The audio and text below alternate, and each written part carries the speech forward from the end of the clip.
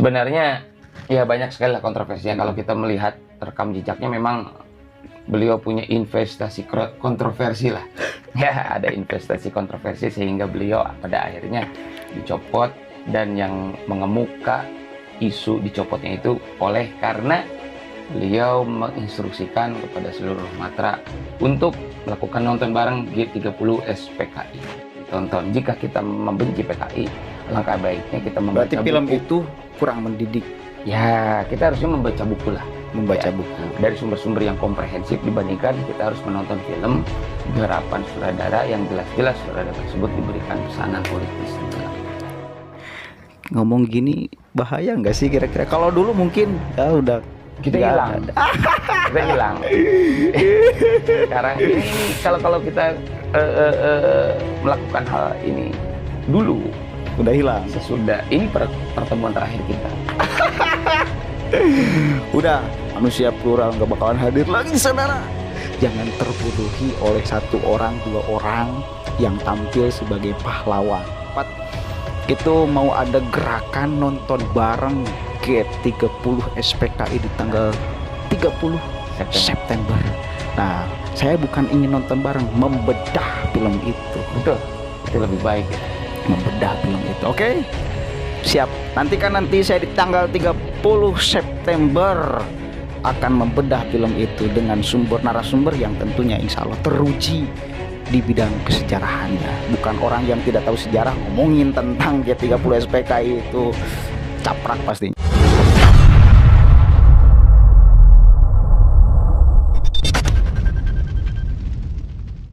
Ya. Ya, lagi-lagi cinta.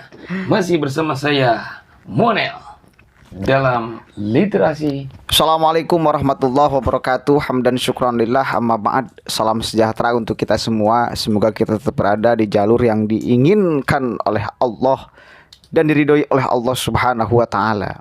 Sahabat-sahabat sekalian, berjumpa lagi. Tak asing, penonton baru mungkin asing, siapa beliau? Nah, tetapi penonton yang sudah lama pasti sudah tidak asing. Beliau adalah sahabat Bung Mio. Titelnya dua, yang pertama ada sahabat, yang kedua ada Bung. Yang ngerti pasti tahu. Jadi sahabat, Bung, gini Bung. Hari ini lagi rame lagi di tengah Pak Gatot. Waduh, Gatot Nurmantio meramaikan jagat dunia maya per-YouTubean. Dengan Habib siapa kamu ngobrolnya? itu yang Kereta api. dengan mendirikan kami bersama Dim Samsudin. Dan kemarin ramai lagi statementnya tentang pencopotan Pak Gatot. Artinya bahwa beliau hari ini sedang ramai diperbincangkan. Saya ingin bertanya, Bu, siapa sih beliau tuh? Siapa beliau itu? Sebetulnya Pak Gatot ini siapa? Ya, langsung aja ini. Langsung aja. Assalamualaikum Sambil santai ya. warahmatullahi wabarakatuh. Waalaikumsalam. Salam sejahtera bagi kita semua. Semoga dalam hari yang berbahagia ini kita tetap dalam keadaan waras, Amin. bergas, sugi beras, barangnya sering keramas, tuntas-tuntas. Selesai. Ya, saya ucapkan terlebih dahulu jazakumullah sana jasa bagi sahabat-sahabat Kang Wismejet, tombol sing abang-abangnya kejet kah. Gitu. Tetap sehat, tetap waras ya buat sahabat Tropik di sini juga. Ya, kita berbicara Pak Gatot ini ya sekarang. Gatot. Ya, orang-orang yang fenomenal kan kita enak bicaranya. Pak Gatot ya, Pak Gatot itu mantan panglima TNI. Ya, kalau kita bicara berarti dari awal ya. Dari awal siapa itu Pak Gatot ya tentunya. Ya, Pak Gatot itu beliau salah satu prajurit terbaik dari Matra Angkatan Darat, dari Matra Darat ya, TNI Angkatan Darat. Beliau terbaik ya bisa menjabat kelas jenderal kan, panglima itu pasti keren ya. Baik lah ya. Ya, beliau itu berangkat dari keluarga yang memang keluarganya tersebut untuk ayahnya itu tentara pelajar dulunya. Tentara pelajar, terus ayahnya juga pernah menjabat salah satu staf atau bagian di Sulawesi Utara, TNI juga sama gitu, TNI. Nah, beliau lahir dari keluarga militer. Beliau dulu awal dari sekolah itu pindah-pindah lah ya, karena bapaknya atau ayahnya itu pindah-pindah dinas, akhirnya pindah-pindah dari Bandung ke Cilacap lalu ke Solo gitu.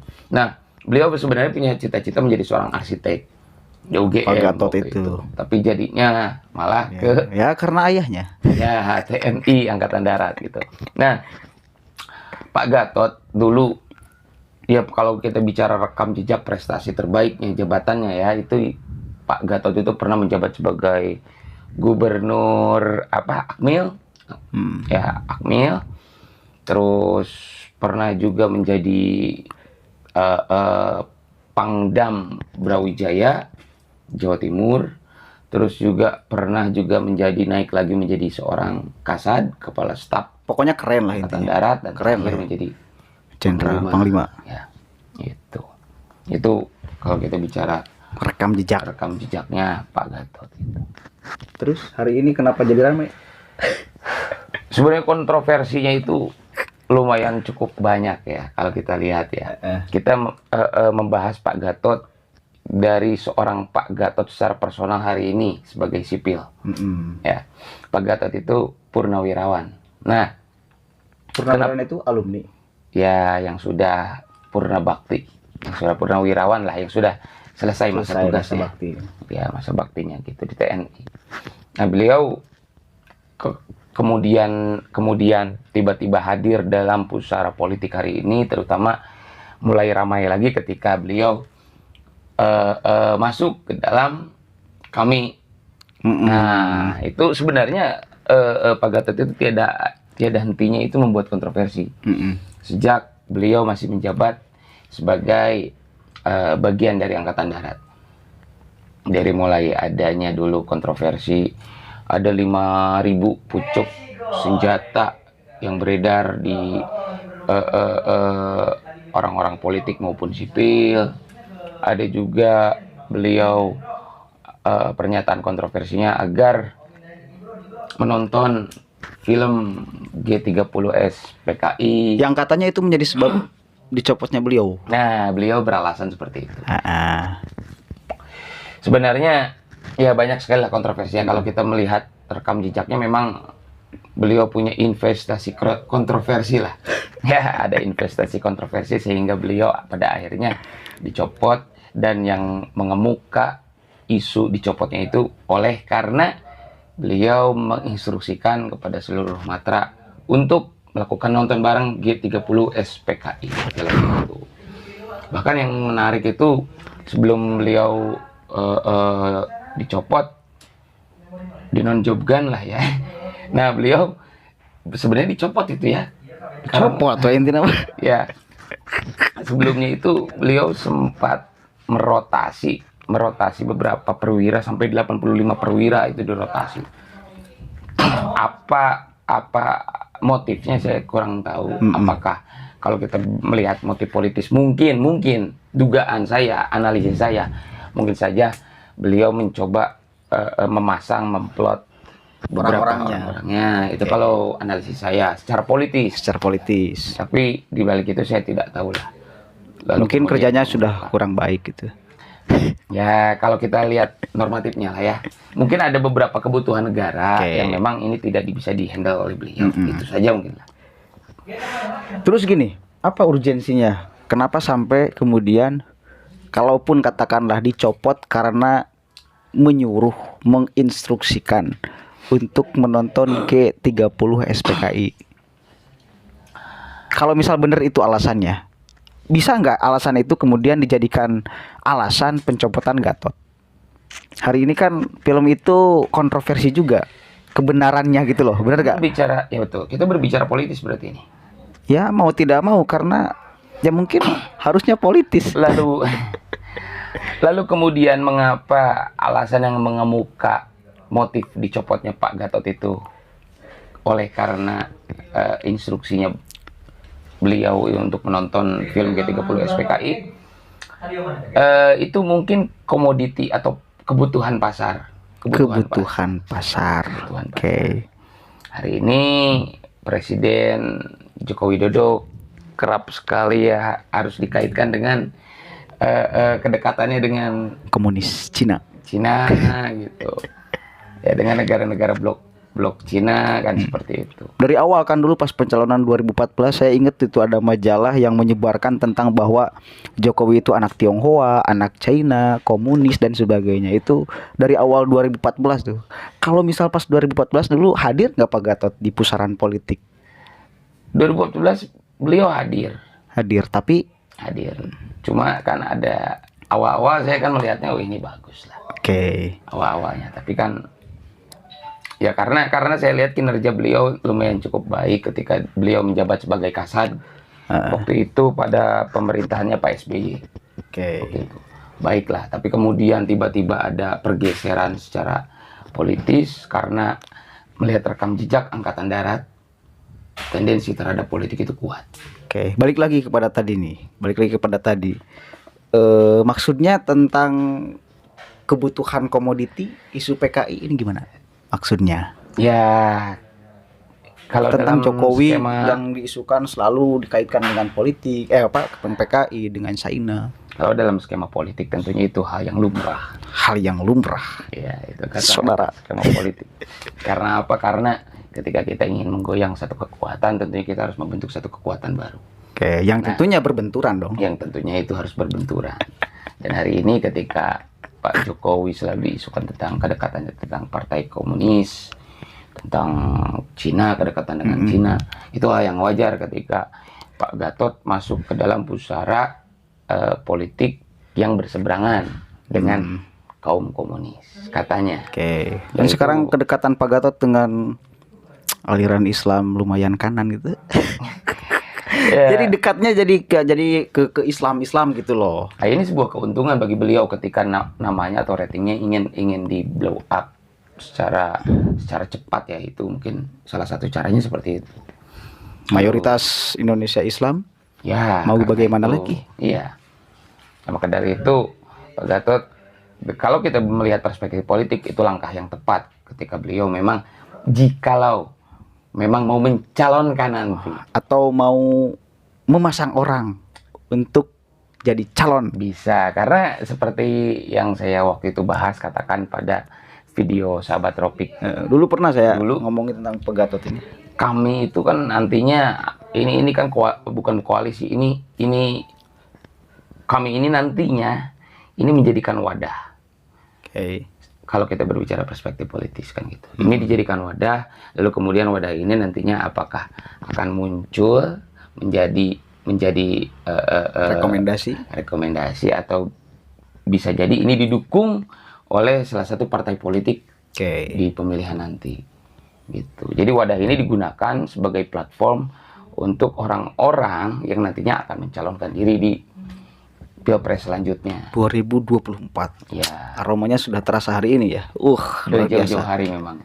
Tapi cukup keren tuh itu yang gerakan kami itu. Saya lihat gerakannya cukup masif. Kemarin juga kan Anyar kan deklarasi di Tasik tuh.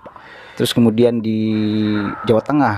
Kalau bagi saya itu hal yang lumrah kembali. Hal yang lumrah di wilayah politik itu. Ya, kita harus mengamini karena kita negara demokrasi.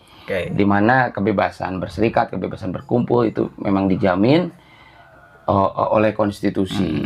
Namun apa agenda yang ada di balik hal tersebut, tentunya kita harus menganalisa secara mendalam gitu. Ya, jangan sampai kemudian melahirkan nantinya presiden yang ya. Begitu saudara. Jadi dan kemudian menariknya gini Pak, kenapa isu yang diangkat ke permukaan itu komunis dan kemudian ketika kita melihat Pak Gatot kedekatannya dengan tokoh-tokoh Islam cukup kuat. Apakah memang karena cukup efektif ya kira-kira komunis dibenturkan dengan Islam? Ya, ini menjadi sebuah rel bagi oposisi partikelir yang kami itu tadi. Karena kami ini membutuhkan sebuah komoditi, yang komoditi ini tentunya menjadi lawan yang sepadan dengan lawannya tersebut, yaitu komunis. Oke. Dalam sejarahnya dulu. Waduh,